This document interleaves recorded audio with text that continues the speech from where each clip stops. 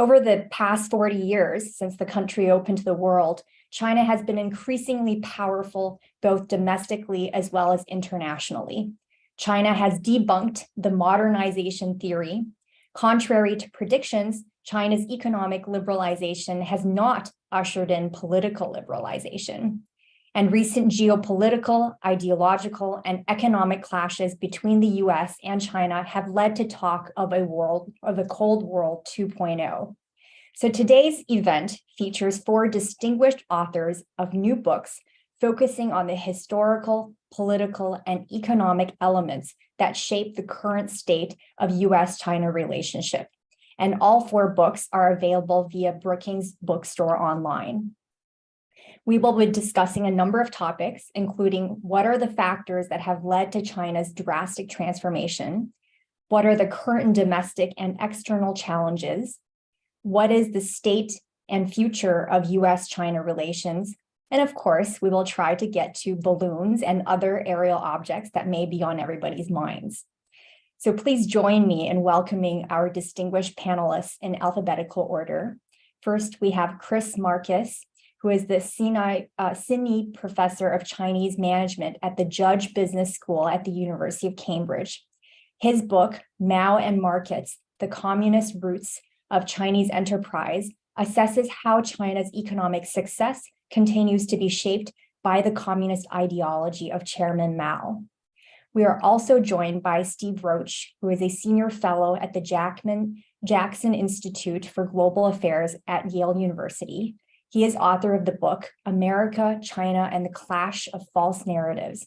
He argues that the false narratives from both China and America, amplified by information distortion, are more of a reflection of each nation's exaggerated fears of the other than an honest self-assessment of problems of their own making. We also have with us Susan Shirk, who is a professor at the School of Global Policy and Strategy at the University of California, San Diego. Her book, Overreach, How China Derailed Its Peaceful Rise, explains the domestic roots of China's transformation from fragile superpower, the title of her first book, to global heavyweight, as well as the dynamics driving its overreach. And we also have Suisheng Zhao, who is the director of the Joseph Korbel School of International Studies at the University of Denver. He is author of the book, The Dragon Roars Back, Transformational Leaders and Dynamics of Chinese Foreign Policy, which examines the primary forces that have driven China's reemergence to global power. So we'll begin with very brief opening remarks by each of the panelists and then move into the open discussion. We've already received a number of audience questions.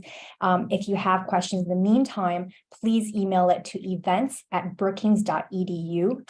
And you can also join the conversation on Twitter at #RethinkingChina. So without further ado, it is now time to turn to our panelists. So I have a question for all 4 of you.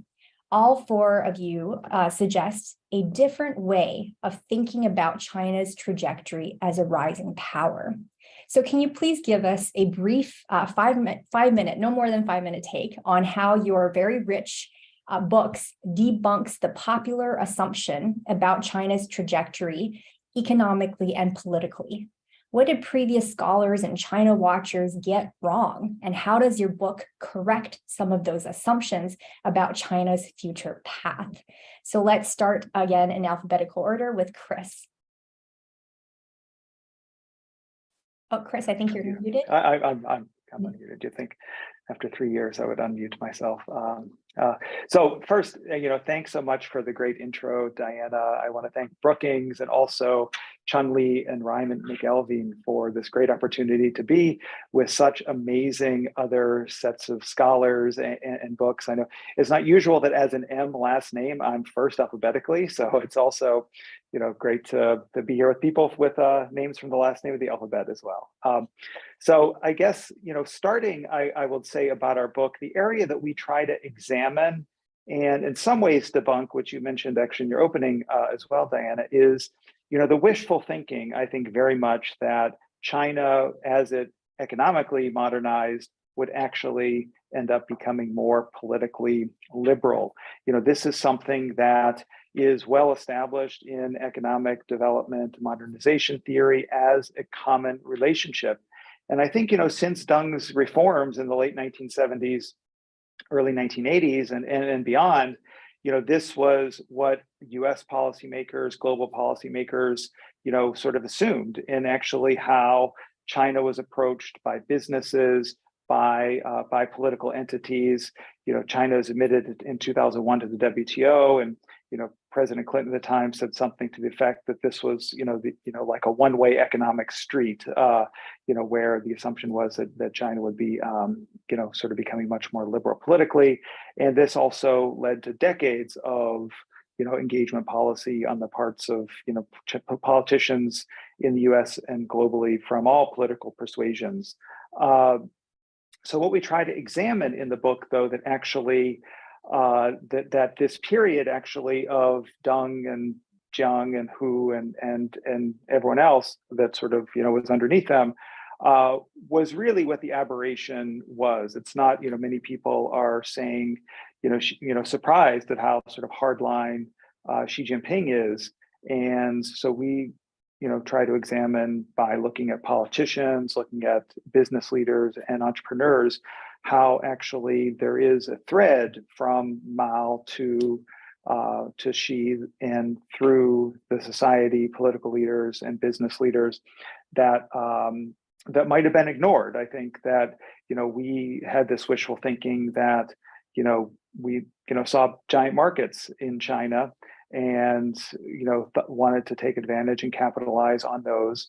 And a well-known psychological bias that we discuss in the book is confirmation bias, where we look for evidence to confirm our underlying beliefs. And we all thought that China was going to liberalize. We were thinking that China would become more like us instead of actually have its own unique political economy with the CCP very strongly at the center.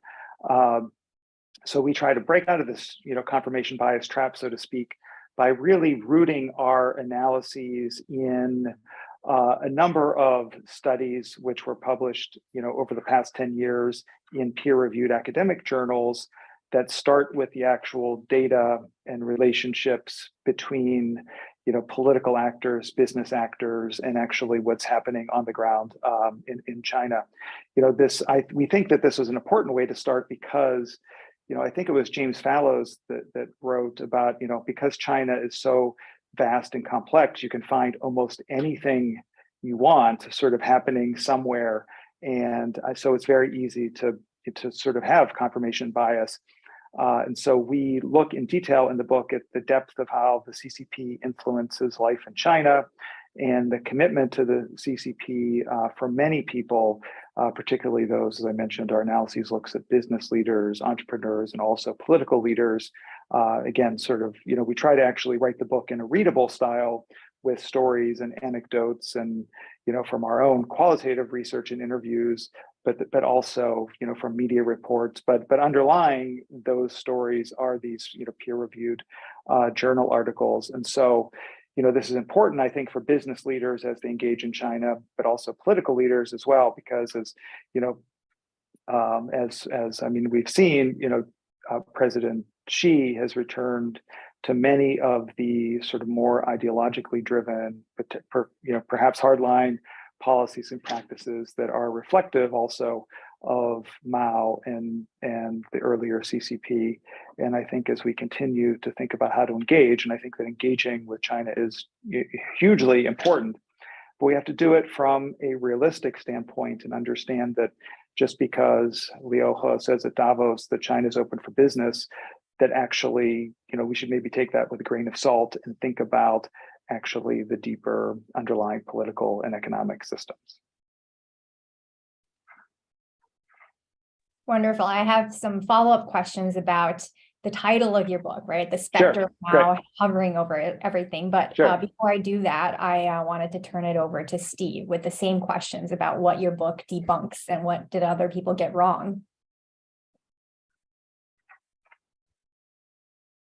Thank you. And I would just add a note of gratitude to Brookings. Back in the Jurassic era, my first position out of grad school was a Brookings research fellow where I completed my dissertation. So I've always been a special fondness for Brookings in the deep recesses of my heart and career. I think Chris has the time frame correct in noting the sharp difference between Mao and Deng Xiaoping, Jiang Zemin, and Hu Jintao.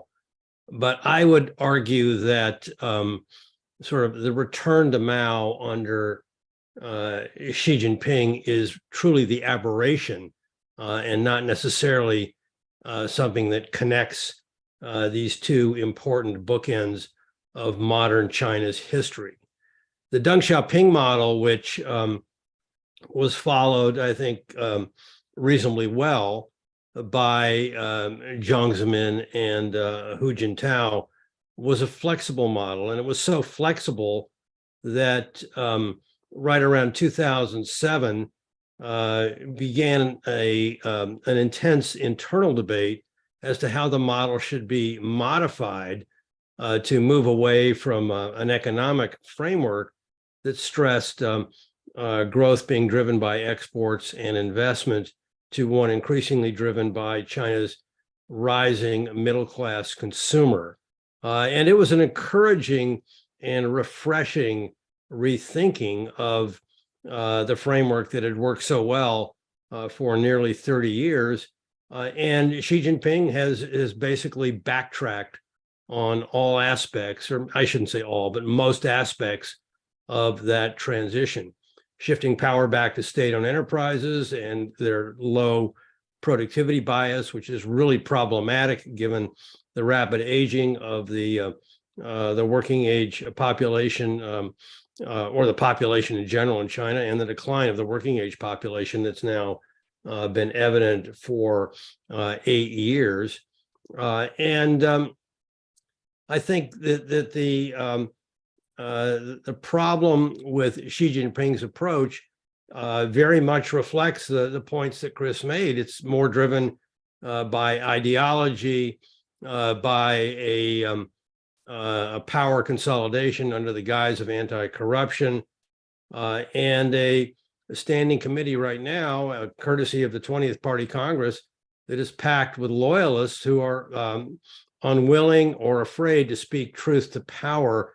And so that ensnares China deeper and deeper in conflict with others, most notably the United States.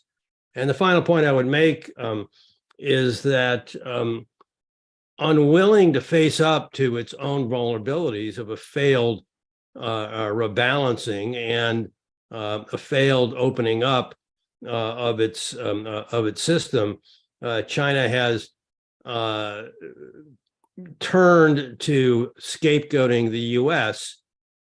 For its containment policies, which are certainly very fact-based and you can support, as the excuse as to why it has not completed the rebalancing and opening up. And this is an example of what I write about in my new book, China's False Narratives with Respect to the U.S. It's one of many, and I have to be fair here. The U.S. is equally culpable in blaming China for its big trade deficit when that stems from problems of our own making, notably the lack of saving.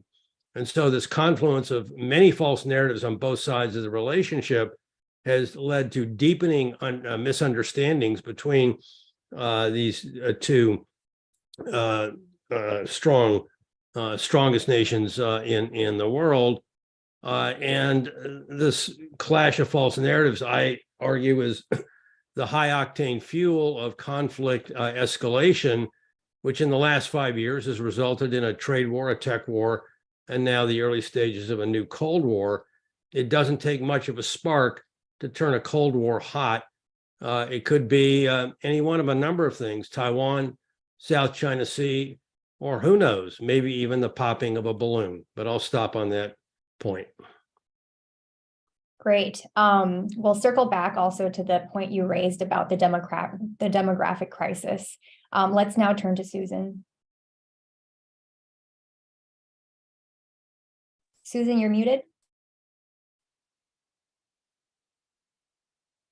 Well, thank you, Diana. Thank you, Chung Lee. Thank you, Brookings. It's really fun to be talking about these 4 books all together, especially for me because Sui-Sheng got his PhD from from UCSD, and I was his thesis advisor, and so I'm naturally have a lot of pride of all the wonderful work he has accomplished. I mean, for so many years, he's been so much more productive than I have.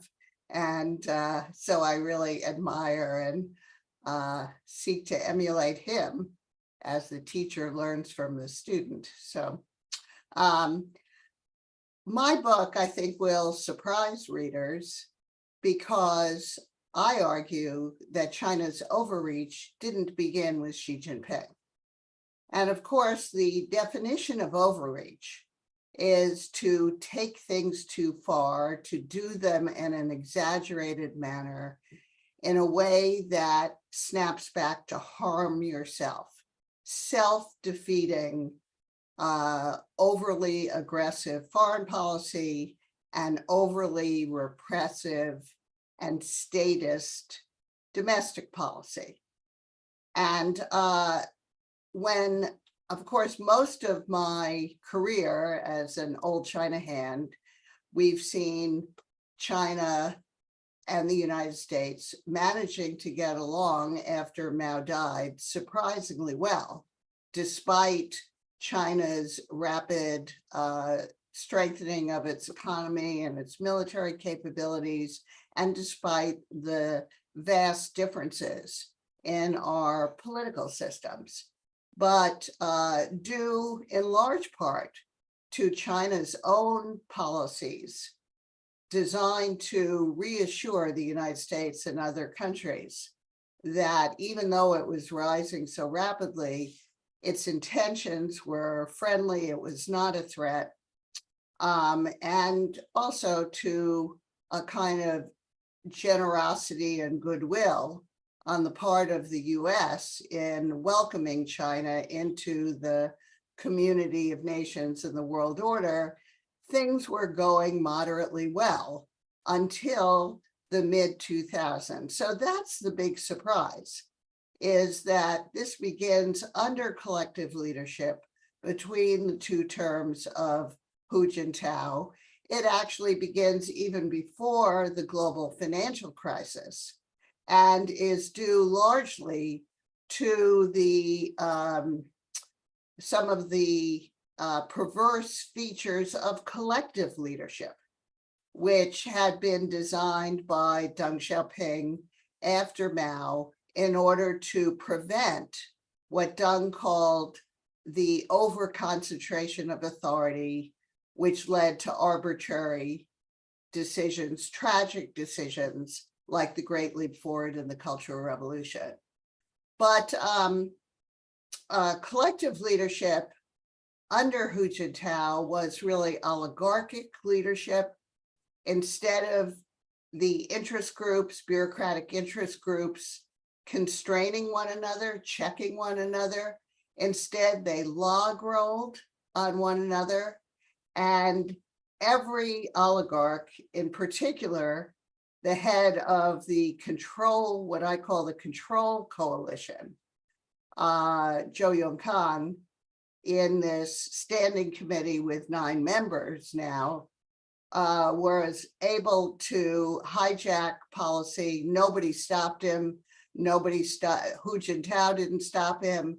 And the other interest groups also didn't stop him. And so there's tremendous lack of coordination, leading to assertive challenges to Southeast Asian countries in the South China Sea, which drastically changed the narrative about what kind of rising power China was, the return to statist management of the economy to build indigenous innovation, and domestically, and also social control, grid management, which develops especially right before the 2008 Beijing Olympics. So it's a story in which nothing about this was inevitable. It was so what I'm debunking is the international relations scholars who believe that China's rise, the reactions of the United States, the Graham Allison view and the Thucydides trap view is incorrect, and that there's a lot of human agency here, and it reflects the nature of Chinese politics in this period of collective leadership. But then the problems of collective leadership, especially the massive corruption, enables Xi Jinping to get a mandate to establish a stronger, more centralized version of Chinese Communist Party rule. And so his anti-corruption campaign, which is very popular with the public, is also a purge of his rivals, real and imagined. And this purge, which continues to present day and has become something of a permanent purge, such as described by Zbigniew Brzezinski about the Soviet Union, has really so intimidated and created a climate of fear in Chinese officialdom that what it means is that in order to survive and preserve their own careers, you get a very different overreach dynamic here, which officials jump on the bandwagon behind Xi Jinping's policies, many of which are arbitrary and policy mistakes that are harmful to China. They also over-comply, they overdo their implementation of those policies. Look at zero COVID, 3 years of zero COVID, and they don't dare give him accurate information feedback. As a result, China is really, the economy's on the ropes. There's a big international backlash against China's wolf warrior diplomacy, aggressive policies toward Taiwan, Japan, Australia, India. You get all these coalitions pushing back against China. And so the third term is likely to be an even worse version of overreach under this concentrated authority of Xi Jinping. So we have Susan bringing agency back into structure, which as a comparative scholar, I couldn't agree more with. And I think, Susan, you mentioned earlier too, that there's another part of your argument that debunks another assumption, which is very much in the media, that everything changed with Xi Jinping. Right. But I think your book evidences so well that the overreach that you document, the exaggeration, actually didn't start with Xi Jinping. It started with his predecessor. Right. So more on that later. We'll turn from the master to the student who now has become a master himself. So over to you, Suishen. Thank you, Diana, and Chen-Li and Brookings. I'm really thrilled with such a distinguished group of scholars, especially my former advisor, Professor Susan Shirk. And her modesty is not very typical American now, but she taught me that modesty is a virtue in every culture. I still remember that. But in Chinese culture, if you are my teacher, one day you'll be my teacher, hold my knife. So I would learn always from you. And so among the 4 books, 2 books are on domestic trajectory of China's rise. Two are on China's rise on a global stage. So my book tracks the trajectory of China's rise on the global stage, and also tries to understand what are the driving forces behind this rise. Structural realism and regime type theory have been used most often to explain China's rise, which almost become conventional wisdoms. Structural realism argues that when China expands its power, its ambition expands. So China's rise is somehow like a linear process going with its rise of power.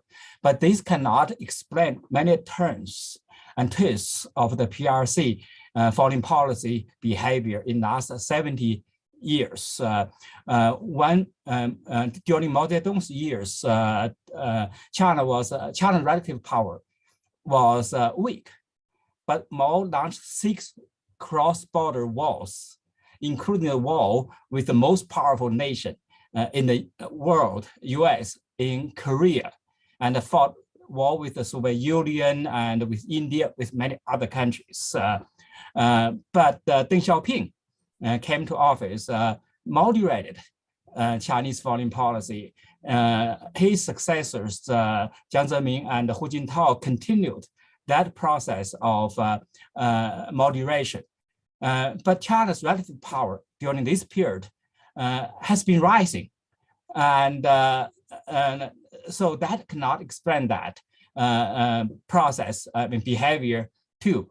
Then Xi Jinping came to office. We all know that he overreached, as the Professor Susan Shirk's book talk about, overplayed his hand. Although China's economy has been slowing down, and there are so many problems with Chinese power foundation. So the structural realism cannot explain well about China's long-term international behavior. Regime type theory has argued that all the problems, aggressive behavior or whatever, should be attributed to China's authoritarian system. In other words, if we don't have regime change, we'll not see change in China's foreign policy behavior. That cannot be true either. So we already see so many changes, sometimes very dramatic changes in China's foreign policy behavior. But China's authoritarian regime has not been changed. So my book developed a leadership-centered framework and argues that leaders matter in all political systems, but matter more in Leninist authoritarian system, especially in China, where hierarchy and discipline are emphasized. And in democracies, leaders are constrained by public opinions, by oppositional parties, by term limits. In China, authoritarian system, leaders are not constrained, relatively unconstrained by public opinions, by those will not mention about oppositional forces, or very often they hold the lifetime tenure. But the question here, the puzzle for me here is that not every Chinese leaders at the top have used that power to chart new course for Chinese foreign policy. And in that case, I try to distinguish Chinese leaders into 3 types. One is transformational leaders who are game changers. These leaders have new visions for the new direction of Chinese foreign policy in this case. And also they have political wisdoms to prevail in a jungle of China's internal power politics, and also to mobilize domestic sources such as ideational sources, institutional sources, and strategically respond to international distribution of power and also international norms, regimes, institutions, everything, to advance their policy agenda. Here, what I'm talking about Mao Zedong Deng Xiaoping and Xi Jinping, each charters unique course of Chinese foreign policy. Mao Zedong's foreign policy, I call that revolutionary foreign policy. Deng Xiaoping's foreign policy, I call it developmental foreign policy. And Xi Jinping policy, of course, in his own words, big power foreign policy. And second type of leaders are what I call the transactional leaders. These leaders maintain their power, navigate in the power jungle in PRC. And but they stayed on course set by their predecessor. Here, I'm talking about Hu Jintao and Jiang Zemin. They stayed on course set by Deng Xiaoping, low profile, non-confrontational, everything. And the third type of leaders are failed leaders. They might have new visions, but who cares? And they lost power in the jungle of politics. Hua Guofeng, Zhao Ziyang, and Hu Yaobang. And they might want to chart new causes, but they failed. And so my book tries to document how these focused on the three transformational leaders and document how their visions, their political wisdoms, and their domestic and international operations have met them to set new course for China. The focus is on Xi Jinping. Here, I really learned so much from my former advisor. Xi Jinping really has been overreached, and how he has been overreached by his perceived vision, and also by his political behavior domestically and internationally. Wonderful. So since we talked quite a bit already about from more of a theoretical and conceptual standpoint, I want to turn to what many in our audience must be wondering, which is what to do. So I want to skip to a question that I was going to save for later, but I want to do it right now. A common theme that runs through all these books is that of correcting the path that the US and China are on now, which seems to be one of competition, conflict, misunderstanding, overreach. And I think this is most evident in Susan and Steve's books, which both reference a Cold War 2.0 between the US and China. So Susan, you've argued for Xi to curb his overreach, and you advise in your book, among many recommendations, to open dialogue with Taiwan and to close the internment camps in Xinjiang, among other suggestions, in order to temper what you see as this overreach. Can you tell us a little bit more about how you arrived at those advice, and what would be the channels to communicate this message to Xi, given decoupling and unwillingness on both sides to really listen to each other? So over to you, Susan, and then we'll turn to Steve. Oh, you're muted again, Susan. Yeah. Thank you, Diana. As you point out, my book is primarily an analysis based on a lot of interviewing and documents on how Chinese domestic politics shapes its foreign policy as well as its domestic policies. And it's not really a policy book, but the last chapter does give advice to both Beijing and Washington on how to stabilize relations and prevent the Cold War from turning into even worse, a hot war. My advice to China is I have no good suggestions about channels to make sure that this advice gets to Xi Jinping. Obviously, we should translate my book and make sure that Xi Jinping reads the last chapter.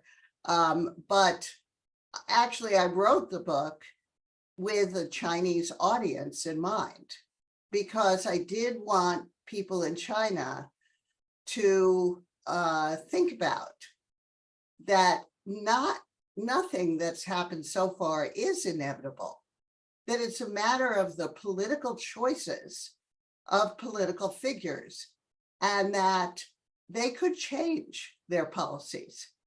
And so I think and you look at the past precedent on the Chinese side, you look at how Hu Jintao protected the effort to integrate Taiwan and prevent Taiwan independence through a kind of more peaceful economic integration strategy. It's very interesting.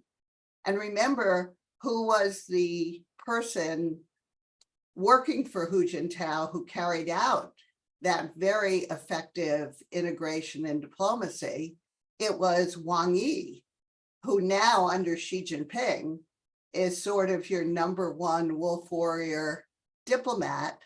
So that shows us how there are possibilities for the future should China moderate its policy. On the US side, I make the case that what we need to do is test whether or not the Xi Jinping concentrated, personalistic, dictatorial system is capable of moderating policy once the costs of its overreach have become so evident, especially on the economic side and the coalitions to balance against China internationally.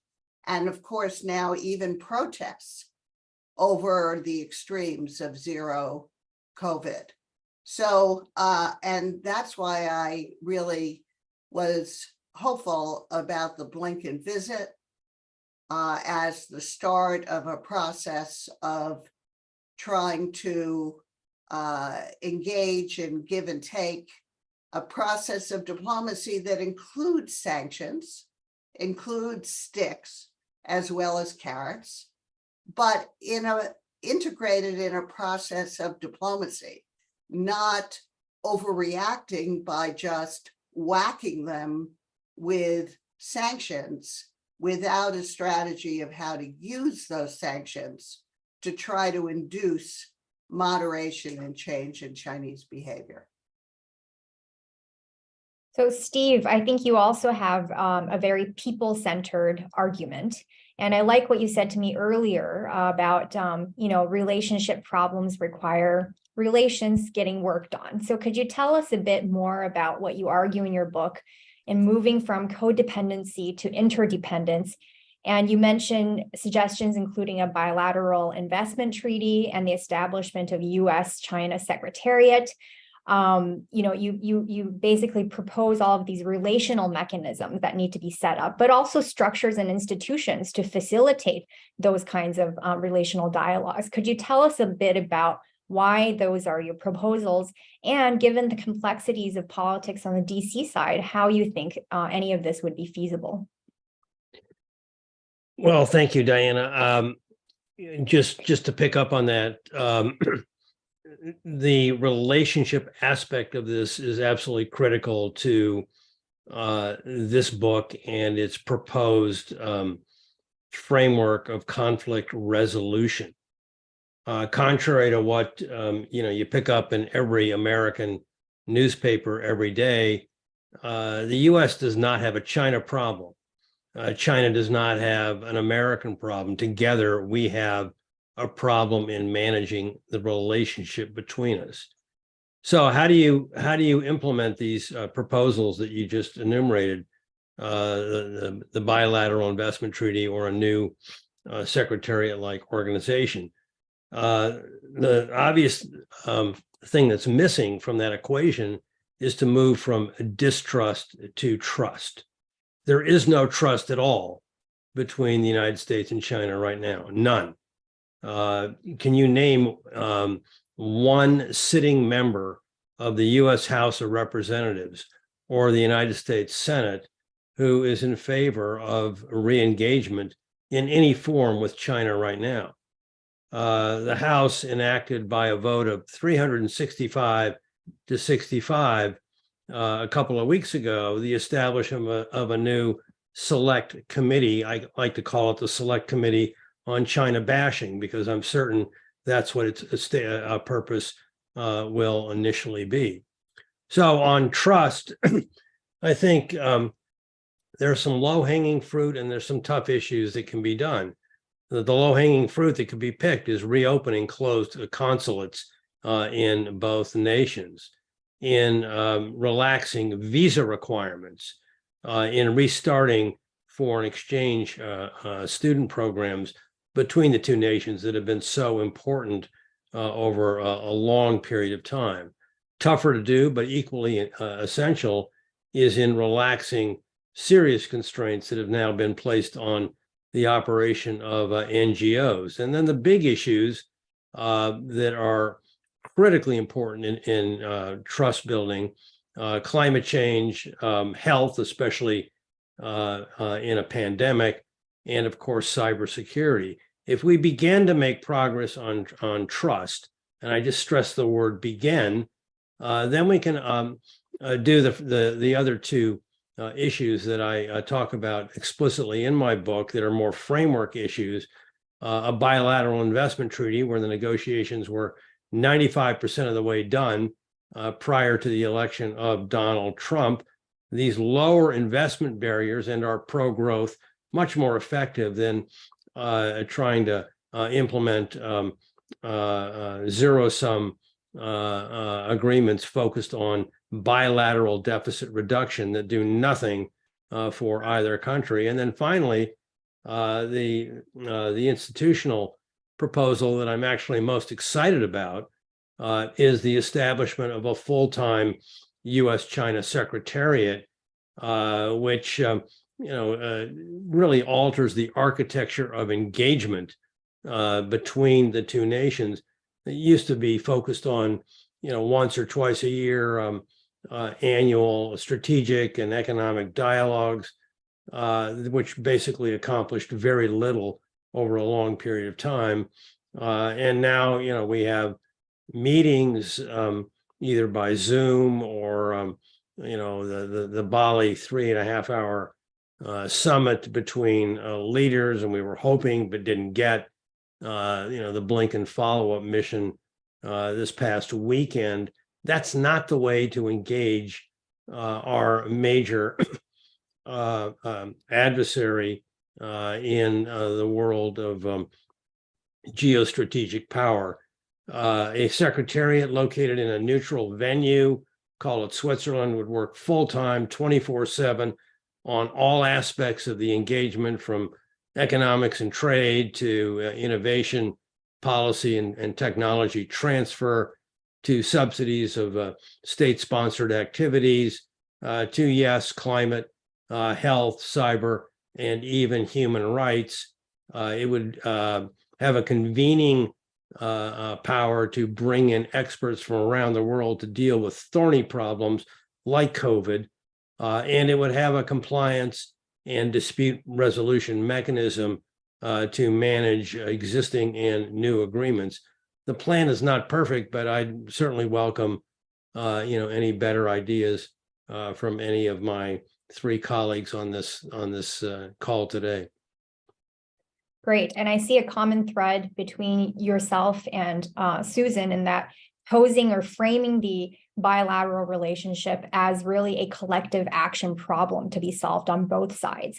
And I couldn't agree with you more that when channels are blocked, when there's mistrust on the official channels, especially the higher up you go, the harder it is to dialogue. There can be and should be people-to-people exchange, such as the different types that you mentioned between businesses, between NGOs, between students. But those exchanges need institutions to facilitate them.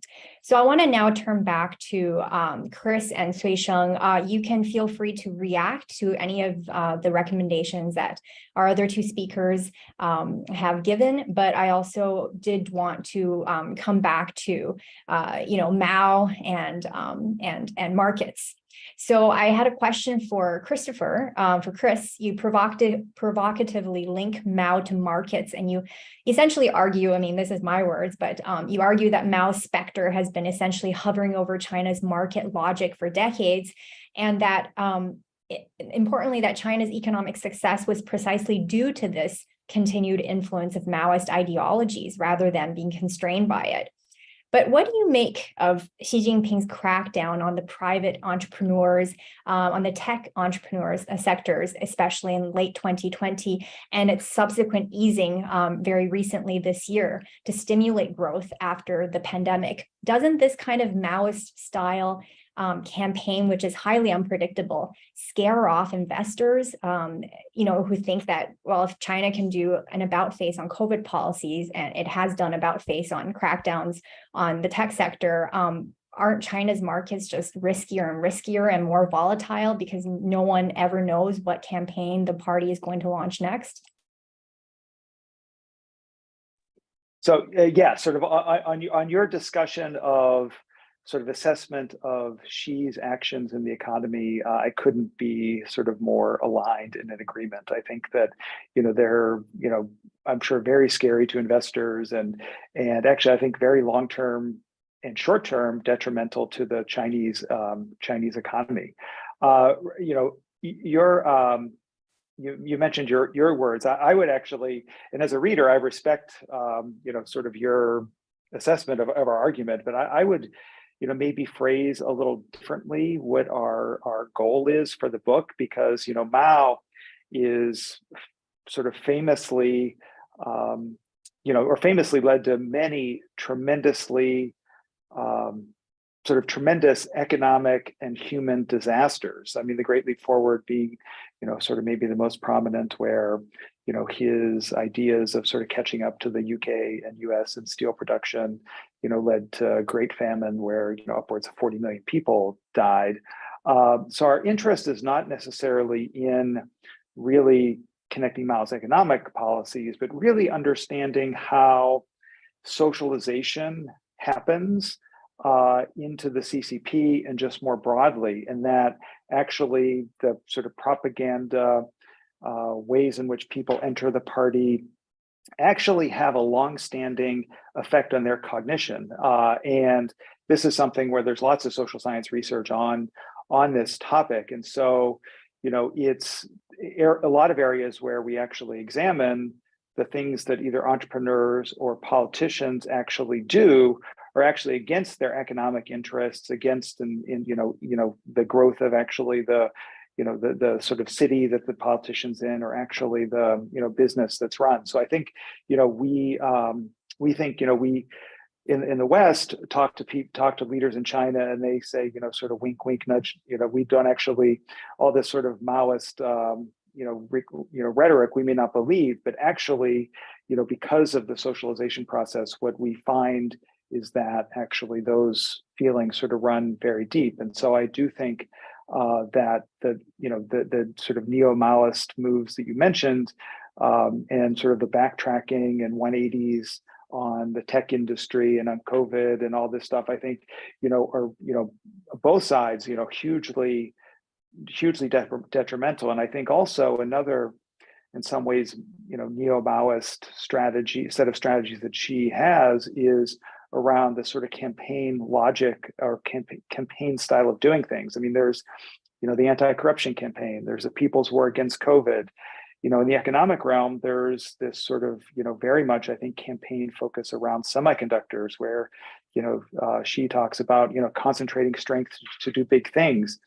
And I think this is actually a strategy in a setting like semiconductors that just is doomed to failure, because huge amounts of subsidies, overwhelming support of just domestic industries ignores the fact that in an industry as complex as that, international human capital, networks, suppliers is absolutely essential. And so you've seen, SMIC, has been one of the leading patenters in China for a long time.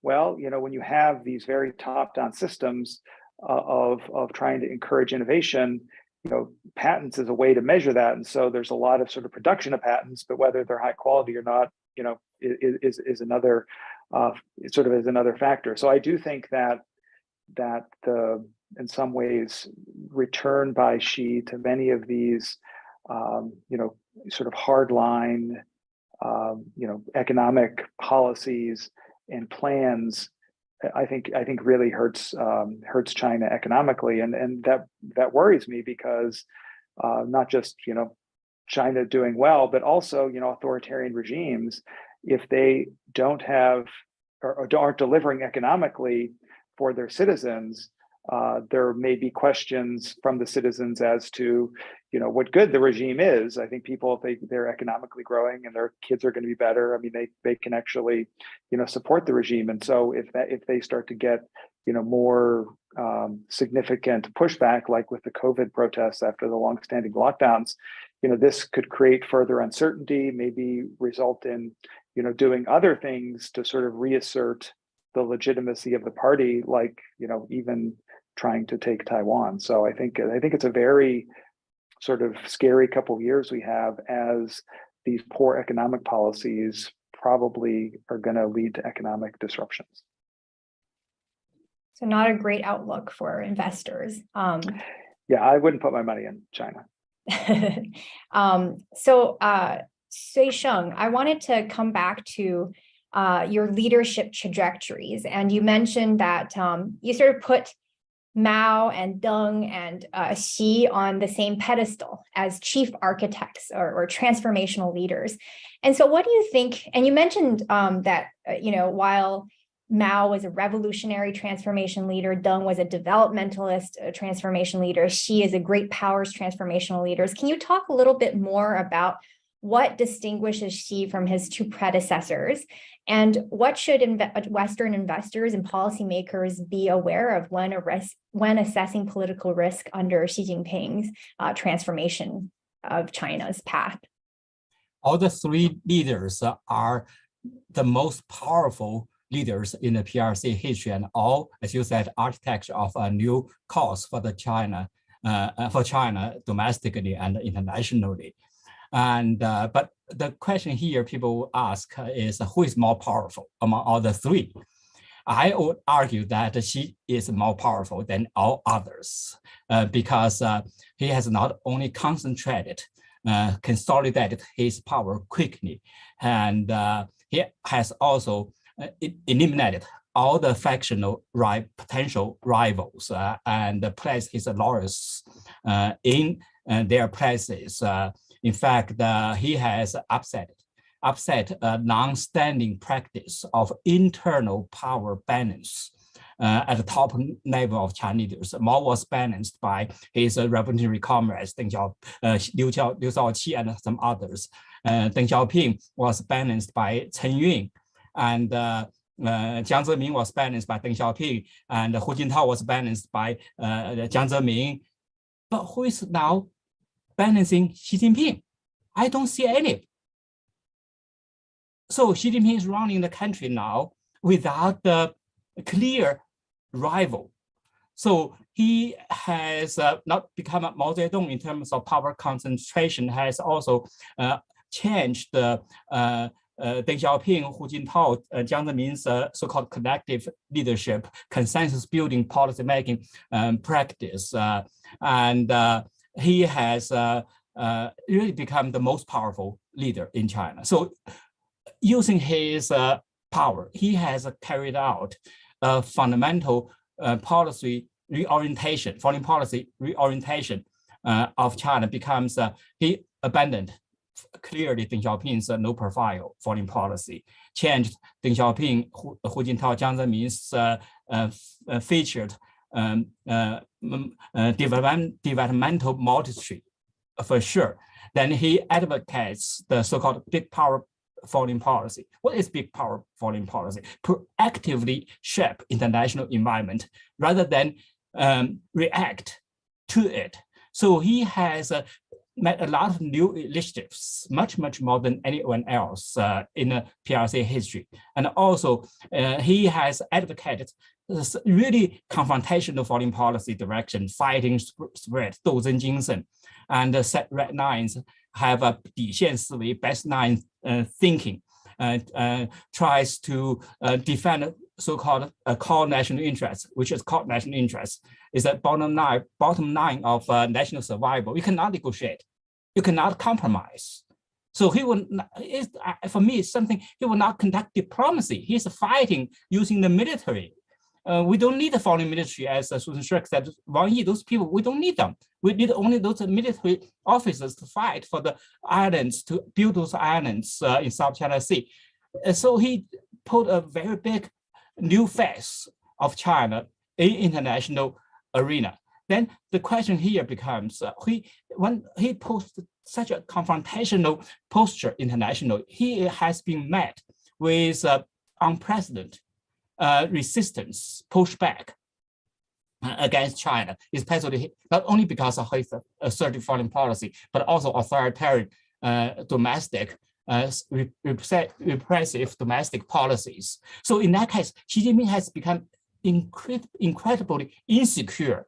The insecurity now has characterized his psyche, his policy-making process. So what he has done in the last several years has elevated security to the level of development, parallel. If there's conflict between security and development, obviously he'll give up development, economic development for security. Here, when we say security, it's mostly from domestic lens, the regime security. In his own words, political security.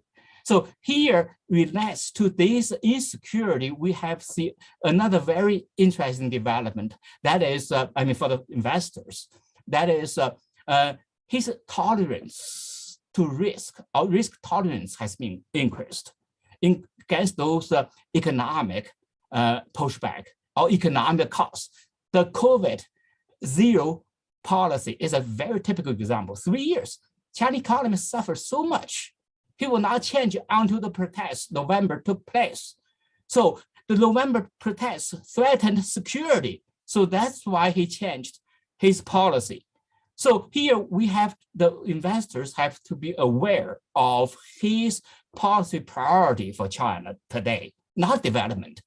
Even for the last couple weeks, we saw this so-called new development of economic emphasis. I don't know.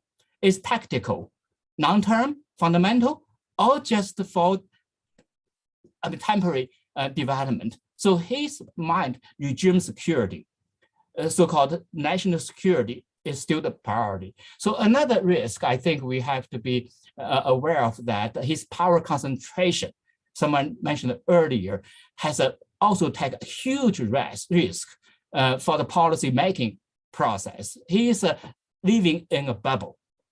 Just like Putin in a bubble to making decisions. Nobody around him will tell him honestly about the truth. And he lives in his own kind of environment. And everybody have been told him what he wants to listen. Everybody guess what is his mind, will tell him that. So in that context, he would make decisions, make unpredictable decisions from outside, or irrational decisions from outside. So he would lead China to some kind of decisions of adventure, of new return. That also relates to another, what I call the virtuous cycle. He make decisions which is wrong. And the consequence will be very serious. Then he wants to defend his mistake. He makes more mistakes. So China would come to a really vicious cycle in the next 5 years, or even not 10 years, or his lifetime if he's in power. So China has entered a very uncertain future. That's right. So we've got the sort of powder keg combination of perhaps the most powerful leader in Chinese history yet, along with one of the most insecure leaders. And those two combinations don't bode well. We've also got Chris arguing that socialization plays a big role in people, in decision makers, that even though maybe people don't take Mao's ideologies at its face value, they are socialized by some of those ideologies. And I would add to that, I agree with you that if there's any sort of institutional or structural continuity, it has to do with campaign politics. And we've seen that with Xi's policies with the tech sector. We'll probably continue to see that. And campaign politics, I always tell my students, it's when you talk about China, you're not talking about policy making as much as you're talking about campaign politics. And campaign politics are very unpredictable and not great for predicting what's going to happen, not great for the stability that investors are looking for. So now I want to turn to audience questions. We've got a great many of them. I want to pick up on one that have been asked by a number of people ahead of time, which is about demographic changes. And I want to turn this question over to Steve, because you mentioned that in your opening remarks. Is China starting a demographic death spiral as an economic power? Because we know that the population is aging. That's why you see the CCP having moved fairly quickly from a long-standing one-child policy, then to the two-child, and then very quickly after that to three-child. And so it's obviously a problem, but is this going to be fixable in the short term? And how is that going to impact economics in the short term and long term? Well, as we've seen from the Japanese experience, which predates China's aging profile by about 20 to 25 years, it's very, very difficult to fix. But economics does prescribe a possibility that unfortunately China is failing to rise to meet, and that is when the working age population is contracting and is likely to do so in China for the next 20 to 25 years, despite these efforts to incentivize women to have more children. Even if they were to work, which is dubious, that would not have an impact on the working age population for at least 20 to 25 years. In the meantime, the only offset, the only option that economies have is to boost the growth rate of productivity to offset, to, in other words, to maintain a higher growth rate by extracting more incremental output from a shrinking population. Productivity is going the other way in China right now. For the last 10 years, total factor productivity has been declining significantly as Xi Jinping has shifted power to ossified, low productivity state-owned enterprises, and to the point that Chris has made, and I totally agree with it, by squeezing the high productivity private sector internet platform companies, that removes an important prop to productivity going forward. So, it's the wrong solution for an aging society. One of China's leading demographers has often said the difference between China and Japan is that China is likely to get older before it gets rich, unlike Japan.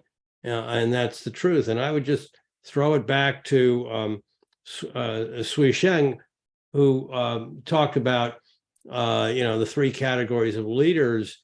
I think the risk is you put Xi Jinping prematurely in the transformational category, you may end up putting him in your third category of a failed leader if he cannot deliver on the economic legitimacy that he has promised the people through the Chinese dream and all these other lofty, aspirational, soaring, rhetorical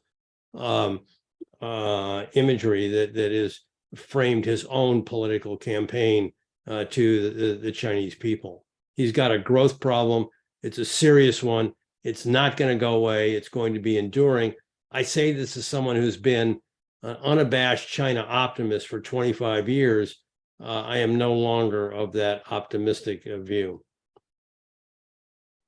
And just it's no surprise that when you have a policy shift, in order to really boost childbirth, you got to give people incentives. And women are saying, especially women in the urban areas, are saying, we don't want to have more kids. Like, who wants to have more kids? It's very costly to raise kids in China, and there's not any sort of economic incentives to do so.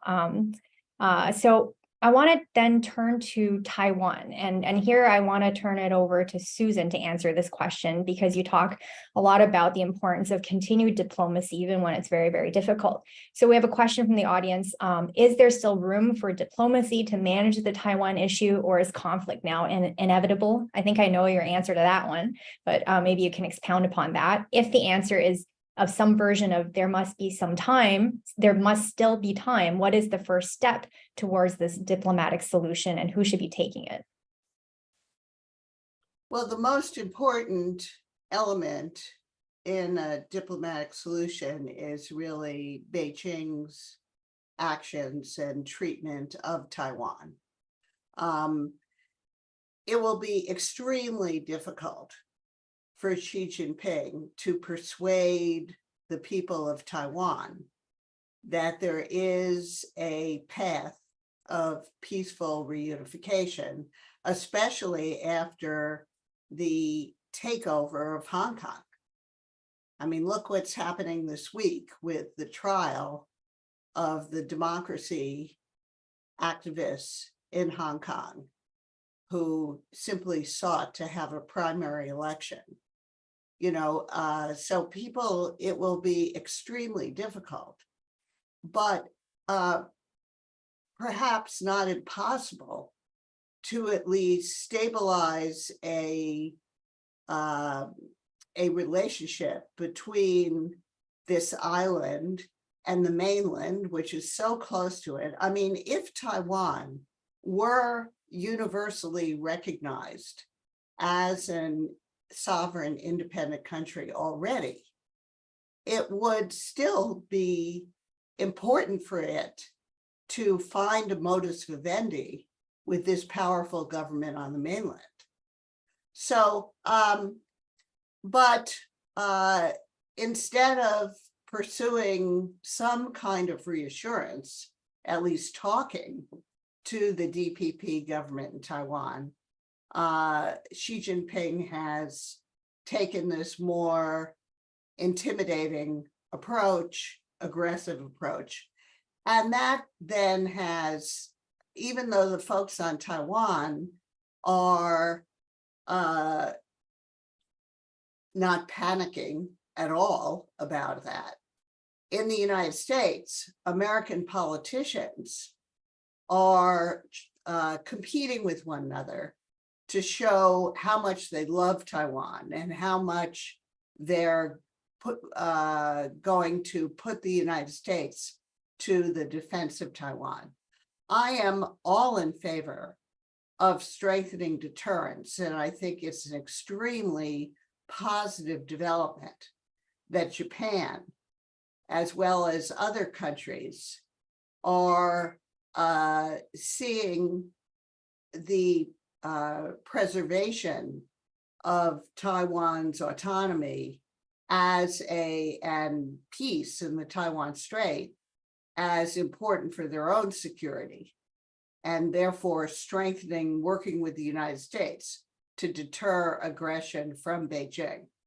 But the actions by American politicians are really irresponsible, pursuing all sorts of symbolic gestures, including McCarthy visit, Pelosi visit, and what it's even possible that they may introduce legislation to formally treat Taiwan as a sovereign state, which would be so provocative to Beijing that even the most restrained, responsible leader would find it very difficult not to react violently to such a move and threaten Taiwan. So it's a very, I urge people to look at the little report we did as part of the task force that I co-chair with Orville Schell. It's on the 21st Century China Center website. It's on the Asia Society website, which talks about how to preserve peace in the Taiwan Strait through a prudent set of policies by all three sides. It's a very important message, Susan. I wanted to turn it over, I think, to Chris. I wanted to ask about AI. How might recent and upcoming advancements in AI, you think, impact the bilateral relationship in areas such as business, military, law, education? And I'm asking you this because you're at a business school. Mike, Chris. Yeah.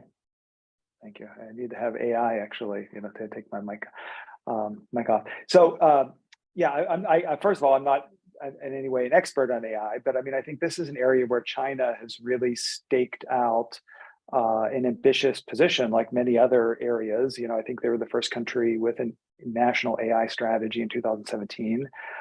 Some of the AI areas like facial recognition, I think, are pretty, advanced. I've seen this in person, actually. I took students to China in 2019 and actually visited an AI company. We got to see their control room where they were monitoring, all kinds of people in different cities, and the students were astounded. They would show this to us, and they were very, very proud of it. The book, I think it's Surveillance State, actually, though, discusses how maybe the sort of behind the scenes, the AI is not as advanced as that the government is actually portraying. So, I mean, that's an interesting, thing to think about. And I do think that, to my earlier point about innovation trajectories, that, a top-down, heavily subsidized model that is pushing for things like, patents, there ends up being a lot of corruption. The big fund in chips is an example of that. I mean, I think, innovations like ChatGPT are coming out of the US, where I think there is much more of a, sort of bottoms up entrepreneurial driven, innovation trajectory. And so I think, aside from facial recognition, which is, like Shui-Sheng said, security being really the paramount, that the U.S. I think is going to be in the leading position on AI for the foreseeable future. And as Xi continues to be really consolidated his power, this power over the economy, it's even less and less likely that China will become an AI superpower, as Kai-Fu Lee said. Okay, so the U.S. has nothing to worry about, or maybe not as much to worry about as one would anticipate in terms of AI competition, according to Chris. We'll see if that plays out. So I wanted to turn it over, perhaps being our last question, to Shui-Sheng, because this is really a question about, it's a big question about the state of the world situation, and it's linked to President Xi himself. So given Xi's about-face change on COVID, and I might add on a number of policies, is it possible that he will also reverse his position on foreign policy? Is it possible that we see an about-face or a turn from wolf warrior diplomacy to something else, panda diplomacy, I don't know what, to something else in the near future? And first of all, let me answer Steve's question here first. Xi Jinping might be a failed leader, which I hope he will, and he very possibly like to be a failed leader because of his mistakes, zero COVID, and also sudden U-turn. And he might make more mistakes. He has lost trust among those educated people in China. In the next 5 years will be very difficult for him to accomplish what he wants to accomplish. So that's the question. Regarding if Xi Jinping will fundamentally change his posture, so-called wolf warrior type of foreign policy, people are talking about last several weeks or months or so, he has softened his tone. Is that a softening of tone tactical, or fundamental? My answer to that is tactical. It's not fundamental. His mind has not changed. The situation has changed, forced him to softer his tone. But now we found Blinken's visit, canceling his visit, the Chinese response is bizarre, I think. They even said, we never invite him. We never talk about that. The balloon thing also is, they lie so clearly, but they try to still stand this kind of high ground type. So that shows how inside their internal circle of Xi Jinping, they still believes in what China should confront all those what they think the evil Western powers. That's the I studied nationalism. I found that the fundamental difference of Xi Jinping's nationalism and Jiang Zemin, Hu Jintao, Deng Xiaoping nationalism is that previously those nationalist sentiments was affirmative, try to affirm a positive for us. Now Xi Jinping's nationalism has target at evil others. All the outside world is so evil, and they try to undermine China's rise. They try to get China. So that fundamental mind, I don't think has changed. So in that context, I would not see a fundamental change of Chinese policy.